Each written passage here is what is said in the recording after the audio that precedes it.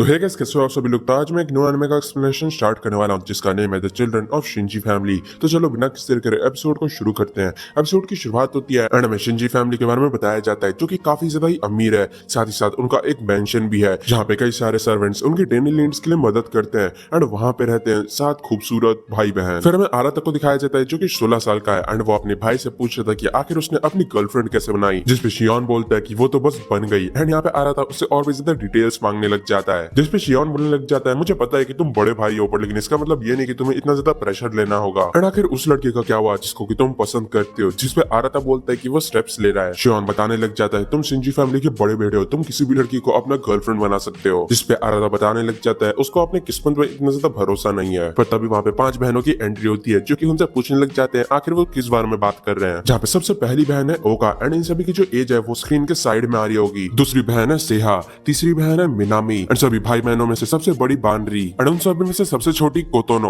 ओका एंड स्नेहा दोनों के दोनों गेस कर लेते हैं कि आराता किस बारे में बात कर रहा था। साथ ही साथ वो लोग उसका मजाक भी बनाने लग जाते हैं। पर आग में घी डालने के लिए जो शियोन है वो एकदम से ये बोल देता है कि जो आराता है वो ओका के फिगर की तारीफ कर रहा था। एंड ये सुनने के बाद ऑफ कोर्स ओका का दिमाग खराब हो जाता है एंड वो अपने कुत्ते को आराता की टुई काटने के लिए बोल देती है। एक तरफ आराता का दुख खत्म नहीं हो रहा एंड दूसरी तरफ उसकी बहन है उसका ऐसे मजाक बना रही थी। यहाँ तक कि आराता उनको एक्सप्लेन करने की भी कोशिश करता है पर लेकिन कोई उसकी बात ही नहीं सुन रहा था। यहाँ तक कि इस दौरान हमें रूममेट नाम की इंसिडेंट के बारे में भी पता चलता है जो कि उन सभी के लिए काफी ज्यादा शॉकिंग था। उसके बाद वो सभी लोग बात करने लग जाते हैं कि कैसे आराता की जो डर्टी थॉट्स हैं वो भी अपने सिस्टर के प्रति एकदम अनएक्सेप्टेबल है, लेकिन जो बड़ी बहन बान रही है वो उन सब की वीकनेस को पोक करके उनको चुप करवा देती है। तभी मिनामी ये बोलती है कि उनका जो बड़े भाई है वो काफी ज्यादा अच्छे इंसान है। जो सुनने के बाद आराता काफी खुश हो जाता है एंड एकदम से उसको हक करने के लिए जाता है, लेकिन मिनामी उसको एक पंच में ही लिटा देती है। एंड हमें ये भी पता चलता है कि जो मिनामी है वो आगे चल के एक ओलंपिक एथलीट बनने वाली है। तभी ओका पूछने लग जाती है कि क्या वो लोग सैटरडे को फ्री हैं बिकॉज कोनोको का बर्थडे सेलिब्रेट करके वो लोग बाहर जाएंगे। जहाँ पे शियोन तो बिजी होता है बिकॉज उसे एक डेट में जाना है, पर लेकिन दूसरी तरफ आराता का कोई ओपिनियन ही नहीं पूछता। फिर हमें अगले दिन स्टेशन का सीन दिखाया जाता है जहाँ पे सभी बंदों की नजर 5 बहनों पे होती है क्योंकि उन सभी को एक साथ देखना काफी बड़ा मिरेकल की तरह है। ऊपर से उन सभी के सेपरेट फैन क्लब्स भी हैं एंड दूसरी तरफ उनके 2 भाई, जहाँ पे शियोन भी कुछ कम पॉपुलर नहीं था लड़कियों के बीच में एंड दूसरी तरफ जो आराता है वो लड़कों के बीच में पॉपुलर था अपने मसल्स के चलते। फिर हमें स्कूल वॉशरूम का सीन दिखाया जाता है जहाँ पे शियोन एंड आराता बात कर रहे थे, जहाँ पे जो लोग हैं वो बस यही देखते हैं कि कैसे वो दोनों लड़कियों के साथ रहना है, पर लेकिन किसी को ये नहीं पता कि आखिर उनको कितना ज्यादा सफर करना पड़ता है हर दिन। उनके घर में जो पॉलिटिक्स चलता है उसमें वो लोग ऑपोजिशन पार्टी का रोल प्ले करते हैं एंड अगर वो लोग हमें मारते भी हैं तब भी हम लोग फाइट बैक नहीं कर सकते। साथ ही साथ पेरेंट्स भी हमेशा उन्हीं की साइड लेंगे, जिसके कारण बचपन से ही वो दोनों काफी ज्यादा पिटे हैं। फिर हमें उनकी बहनों के बारे में और भी ज्यादा डिटेल्स पता चलती है, जहाँ पे उनकी बड़ी बहन बानरी एक प्रेस्टिजियस यूनिवर्सिटी में फ्रेशमैन है, साथ ही साथ वो नर्स बनने की तैयारी कर रही है। उनकी नेक्स्ट सिस्टर है सेहा जो कि करंटली साइंस क्लब की प्रेसिडेंट है। साथ ही साथ वो पूरे स्कूल में फर्स्ट रैंक होल्ड करती है। वो काफी ज्यादा कूल एंड टैलेंटेड है जिसके कारण उसके काफी सारे फैंस भी है। नेक्स्ट सिस्टर है ओका जो कि एकेडमिक एंड एथलेटिक दोनों में ही सभी लोगों को आउटशाइन कर देती है, यहाँ तक कि वो स्विमिंग एंड ट्रैकिंग क्लब की एस है। ऊपर से वो नेक्स्ट स्टूडेंट काउंसिल प्रेसिडेंट भी बन सकती है जिसके कारण लोग उसको काफी ज्यादा पसंद करते हैं। 4th नंबर पे आती है मिनामी जो कि एक प्रोडिजी है बिकॉज जूनियर हाई में वो टेनिस चैंपियन लगातार 3 बार जीत चुकी है एंड फ्यूचर में वो एक ओलंपिक एथलीट भी बनने वाली है जिसके कारण वो काफी ज्यादा पॉपुलर है।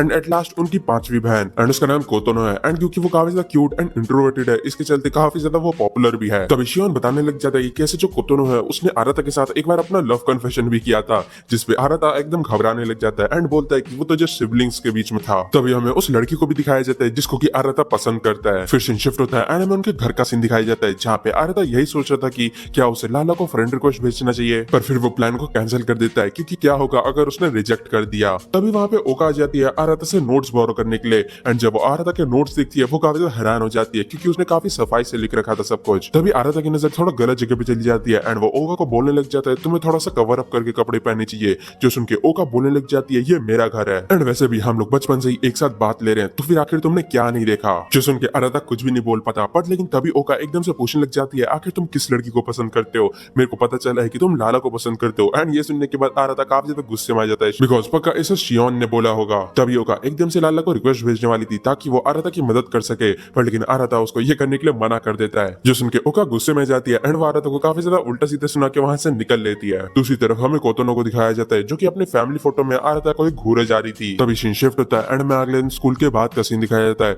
जहाँ पे आराता सोच रहा था कि मैंने ये चीज कई बार सोची है कि क्या होता अगर मैं शिंजी फैमिली में पैदा नहीं हुआ होता, या फिर मेरे पास 5 बहनें नहीं होती, क्या मेरा जो फ्यूचर है वो डिफरेंट होता। एंड तभी उसको अपने सामने लाला दिखती है जो कि किसी और लड़के के साथ होती है। फिर हमें उसके घर का सीन दिखाया जाता है जहाँ पे वो अपने रूम से निकलता है क्योंकि उसके बहन की बर्थडे पार्टी होने वाली है। एंड तभी उसको अपने सामने ओका दिखती है जो कि काफी अच्छी तरीके से रेडी हुई थी। एंड तभी वो बताने लग जाती है डैड ने ये बोला था कि अगर तुम अच्छी तरीके से ड्रेस नहीं होगे तब तुम्हें कभी कुछ नहीं मिलेगा। एंड फिर वो आरता की तारीफ भी करती है। उसके बाद वो सभी लोग डाइनिंग टेबल में पहुंच जाते हैं। इस दौरान आरता के मन में काफी सारे सवाल चल रहे थे जैसे कि उसका फ्यूचर, मैरिज एंड बच्चे। तभी मिनामी एंड ओका के बीच में झगड़ा शुरू हो जाता है क्योंकि ओका के जो ईयरबड्स है उसको मिनामी ने गुम कर दिया था। हर कोई चिंता करने लग जाता है एंड उनको शांत करने की भी ट्राई करता है, पर लेकिन तभी एकदम से आरता जोर से चिल्लाता है एंड उनको शांत होने के लिए बोलता है बिकॉज वो लोग भाई बहन है। एंड ये सुनने के बाद वो दोनों काफी ज्यादा एम्बेरस हो जाते हैं एंड यहाँ पे सभी लोग काफी ज्यादा खुश होते हैं। एंड तभी वहाँ पे उनके डैड की एंट्री होती है जो कि अपने बच्चों को देखने के बाद काफी ज्यादा खुश होते हैं। जैसे ही वो सभी लोग खाना शुरू करने वाले थे उसके पहले उनके फादर बताने लग जाते हैं खाने से पहले मेरे को तुम सबको एक काफी जरूरी बात बतानी है। ये चीज मैंने काफी पहले ही डिसाइड कर ली थी कि कोतोनो के 15th बर्थडे में मैं तुमको ये सब चीजें बताऊंगा। एंड ये चीज मैं फिर से रिपीट करता हूँ, मैं तुम सभी को काफी ज्यादा पसंद करता हूँ। सच्चाई ये है कि तुम सभी लोग रियल सिबलिंग्स नहीं हो। एंड ये सुनने के बाद वहाँ पे एकदम शांति छा जाती है।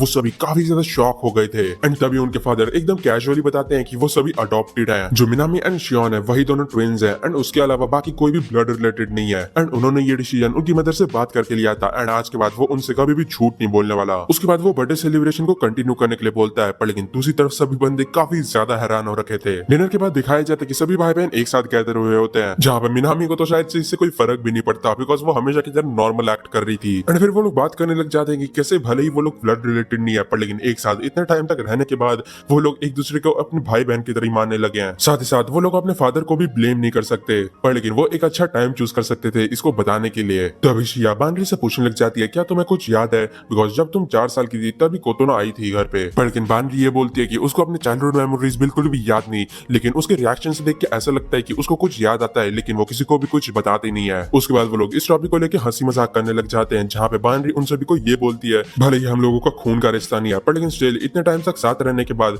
वो लोग भाई बहन से कम नहीं है। उसके बाद वो सभी लोग अपने अपने रूम में चले जाते हैं जहाँ पे जो आरता है वो इन सब चीजों को डाइजेस्ट कर रहा था एंड उसको यकीन नहीं हो रहा था कि इतना सब कुछ हो गया वो भी एक ही दिन में। फिर वो बात लेने के लिए चले जाता है जहाँ पे उसको अपनी बहनों के अंडरगारमेंट्स दिखती है एंड वो थोड़ा सा ऑकवर्ड हो जाता है, पर लेकिन इनको इग्नोर करते हुए वो एकदम से बात में एंटर करता है एंड उसको वहां पे दिखती है कोतोनो। एक दूसरे को देखते ही दोनों के दोनों काफी ज्यादा घबरा जाते हैं एंड आरता एकदम बाहर भाग जाता है। वो बोलता है कि क्या तुम कोई निंजा हो, एटलीस्ट थोड़ा सा आवाज तो करो। आरता वहां से जाने ही वाला था कि तभी कोतोनो एकदम से उसे रोक लेती है एंड उसकी मदद करने के लिए बोलती है। फिर में दिखाया जाता है कि आरता उसको नहलाने लग जाता है एंड बोलता है कि तुम 3rd ईयर में आ चुकी हो एंड अब तक तुम्हें नहलाना पड़ रहा है, अगर तुम्हारे क्लासमेट्स को इसके बारे में पता चला तब वो लोग हंसेंगे तुम पे। एंड फिर वो इंस्ट्रक्शंस देने लग जाता है कि आखिर उसको कैसे नहाना चाहिए, पर लेकिन तभी कोतोनो बोलने लग जाती है मुझे आपकी स्ट्रेंथ काफी ज्यादा पसंद है, जिसमें आरता ज्यादा कुछ रिएक्ट नहीं करता एंड उसे ज्यादा देर तक अंदर रहने के लिए मना करता है एंड निकलने लगता है। दूसरी तरफ हमें ओका एंड शियोन को दिखाया जाता है जो कि बात कर रही थी कैसे आज का जो दिन था वो किसी एडवेंचर से कम नहीं था। साथ ही साथ उनको कोतोनो के लिए बुरा भी लगता है क्योंकि अपने बर्थडे के दिन उसको इतना बड़ा न्यूज पता चला एंड क्योंकि वो सबसे छोटी है इस वजह से ये उनकी रिस्पॉन्सिबिलिटी बनती है कि वो लोग उसको सपोर्ट करे।